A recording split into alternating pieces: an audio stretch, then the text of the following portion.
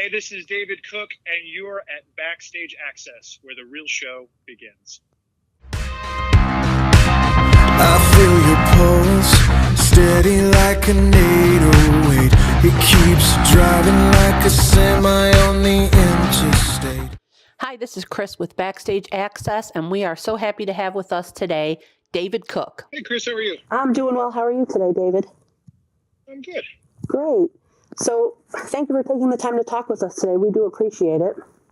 Oh, thank you for making the time. Absolutely. So 2018, super busy year for you, getting busier. So let's start off by talking a little bit about the Cromance EP that came out earlier this year. Tell us just a little bit about that record.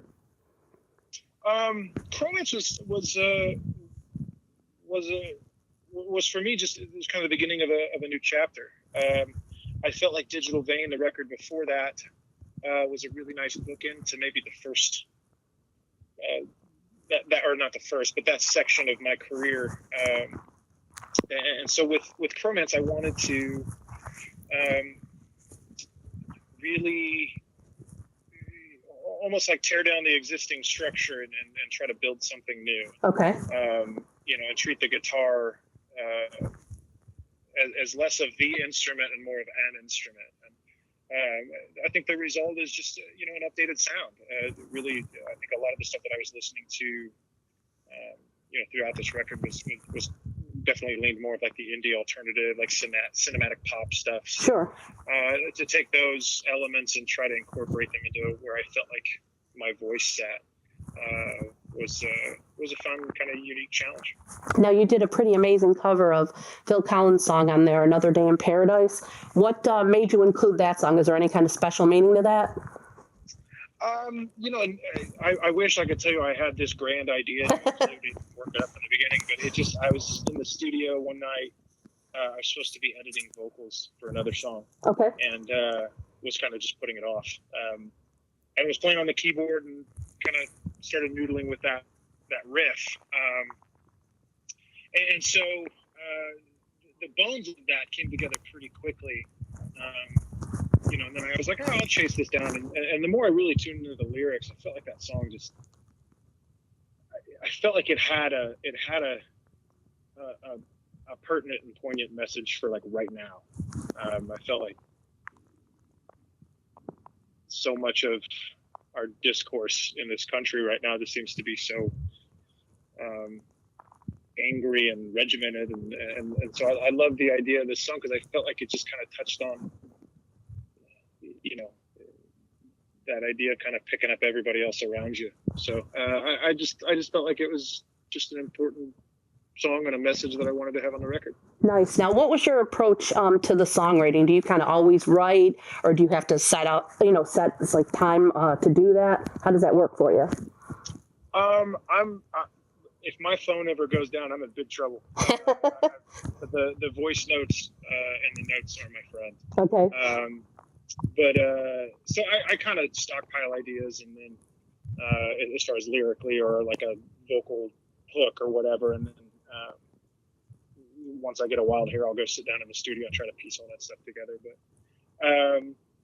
it kind of comes in waves for me. I'll go through a period where it just feels like every day I'm writing something I feel good about, and I'll go through a period where it's just I don't touch a musical instrument, and I don't know if that's just an unconscious way of kind of recharging the batteries or what. But sure. And this year's like you mentioned at the beginning, it's certainly been a busy year. So it's actually got me to focus a little bit more with the songwriting. Like when it's time to songwrite, I tend to kind of bear down a little more than I would have in the past. Okay. Are you already planning for a follow-up to the EP, maybe a full-length album in the next year or so, or? Got a new song in the can that we're looking to release sooner rather than later. Okay. Whether that begets an EP or another record on the horizon, I don't know yet. It's kind of all in its infancy, but I'm writing with the intention of putting more stuff out. Okay, super. Now you're also going to be kicking off the fall tour pretty soon. I think like in another week and a half, and that's going to be an acoustic run. So, was it your decision to go out and do an acoustic tour? Have you ever done that before, or was it kind of that you felt maybe the new songs on Cromance kind of fit that better? Kind of all of the above. Okay. I like the challenge of it, in the context of it's a little easier to flub a note in a full band setting and kind of be able to hide behind the other musicians on stage. Right. Acoustic tour, it's warts and all. So, which I like. I kind of make a joke of it most nights when we're on stage anyway, that this isn't really scripted, and what you're hearing is live, and so with that in mind, to kind of really go for that is exciting. Past that, the opportunity. I mean, you look at some of the older songs in my catalog, songs like "Light On" and "Come Back to Me," songs I've been playing for 10 years. To be able to finally have the opportunity to really sit back and woodshed those songs in a different way, and maybe to present them in a different way, is exciting to me, and hopefully. Adds a little excitement to those songs for me performing them, and hopefully for the audience listening to them. Okay, so are you bringing any band with you on this tour, or is it just you and the guitar?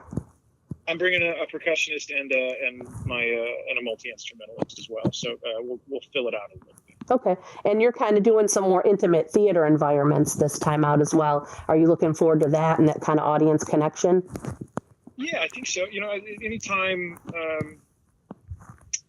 We can go out and connect with our fans is always great. To be able to do it in these kind of settings where it's intimate, and it makes a hair easier to do more one-on-one connections throughout the show. I love that stuff. And you mentioned that it's not scripted, so that set list going to vary from show to show. Kind of play it by ear. How's that going to work? We've gone into the last few tours with the idea, like, all right, this is the set list. Okay. That way, the shows run smoothly. Right. And then 4 or 5 shows in, I usually screw it up. So, we have our set list. We'll see. Okay. Fair enough. Now, that's not all you've had going on this year, because earlier this spring you made your Broadway debut in Kinky Boots playing Charlie Price. So tell us a little bit, how did that role come about? We had been circling each other for years, Kinky Boots and I. Okay.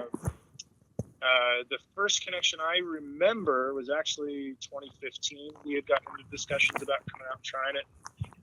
The schedule just didn't work out. Supposedly there were some conversations back in 2012, but I wasn't privy to them. Okay.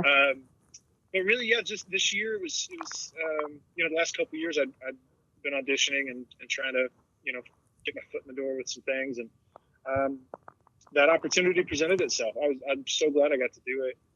I've made some, what I think are lifelong friends through that process, and just to get to tell a story or be a part of telling a story that felt pertinent. You got this show that really is all about love and inclusion and acceptance, and to be a part of that storyline, especially with a show that's been that successful, was an awesome honor. Absolutely. Were you a fan of Broadway and musicals before this, or did this show kind of get you excited about it? Peripherally, I'll be the first to admit, my knowledge of all things Broadway is fairly limited. I grew up, I did theater in middle school and high school, and went to college on a theater scholarship. Gave that up to do the band thing, but I know of other musicals, I know stuff like that, but I don't have any intricate knowledge per se. Was it difficult for you to kind of make the transition from musician to Broadway? And what would you say is kind of the biggest difference between performing in a concert setting and then performing with the whole cast in a kind of musical? It's night and day, honestly. I remember thinking, man, there's just no way, because it's 8 shows every 6 days. Right. Thinking, like, man, I can't do more than 3 or 4 in a row with my own thing. But you figure it out. You find a way through it. But it's a different style of singing entirely. Like, we just did some shows, some full band, like one-off shows last month, doing my own stuff again. And I was like, oh, well, I've sung this Broadway stuff now, and I kind of learned some tricks. I should be fine. And we got into rehearsal, like, oh, no. So the best analogy I can come up with is it's like working biceps versus triceps. They're 2 completely different muscles, but I don't know. I don't even know if that makes any sense. But to me, it's like singing my stuff and singing Broadway. It couldn't be any more different. Now, if another role were to come up in the future opportunity, would you consider doing something like that again? Of course. Yeah. No, I honest to God, I loved it. There was a reason I was kind of jumping at the bit to go back again. I just finished my second run with them this last month. So Right. I love the process. I love the experience. I love the people. Yeah, if another opportunity came on, I'd probably jump at the chance. Awesome. We'd love to see you in it. I haven't gotten a chance to see Kinky Boots. Haven't made it back to New York for a year or two, but it's on my list. So maybe you'll be back swinging around by the time I get there. I think, as I said, I think they're closing April 7th. Uh-oh, I better book my tickets. Yeah, right, exactly. Now, you've got, since your time, everybody knows you from American Idol. That's kind of the beginning for how most people perceive your career, even though I'm sure you've been working well prior to that. And so much has gone on. What advice would you give to somebody who's just kind of starting off, hoping to make an American Idol audition when it gets to their town? Ooh. A lot of my advice for that would be beforehand, just any opportunity to perform, do it. I was so fortunate on our season to be able to lean on, 10 years of playing shows in a band, right. and having, going through the pitfalls. And when things go wrong, like, how do you adapt? I remember the first few times something going wrong and you just freeze on stage and you figure out, oh yeah, I can't do that. And so having those experiences to lean on when you went through that process that was as good as gold for me. So that'd be my advice to anybody wanting to get into this industry at all. It's just perform as often as you can. Find the constructiveness and criticism, whether it's constructive criticism or not. Learn to love the word no, because you're going to hear it a lot. Right. Yeah. Listen, I heard it for 10 years straight until I heard it 14 times in a row from first audition to finale. So it's not for the faint of heart, that's for sure. Thank you so much for that solid advice, and thank you for taking the time to kind of fill us in on everything you've got going on. And we're looking forward to the tour coming up and your date here in Charlotte. Right on. Thank you so much. Headed from the heavens, trying to touch the ground.